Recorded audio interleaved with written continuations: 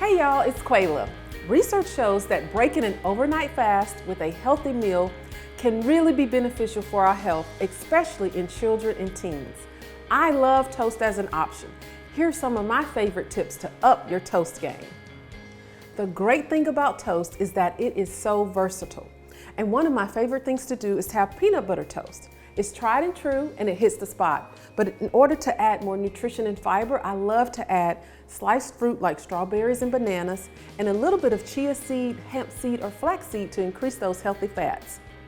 And if you want something savory on your toast, spread on a little cream cheese, slice some tomatoes or cucumbers, and sprinkle on a little red pepper flakes to give it some spice. Yummy! Third, for a heartier option, try adding some avocado instead of mayo to a traditional BLT. That way you get more fat and fiber to get that feeling of fullness. Bottom line, think outside the breakfast box. Boost your breakfast with fruits, veggies, healthy fats, whole grains, and protein. And don't forget about spices and herbs to increase the flavor. For more of my favorite recipes, go to extension.msstate.edu and visit our blog. Thanks for watching.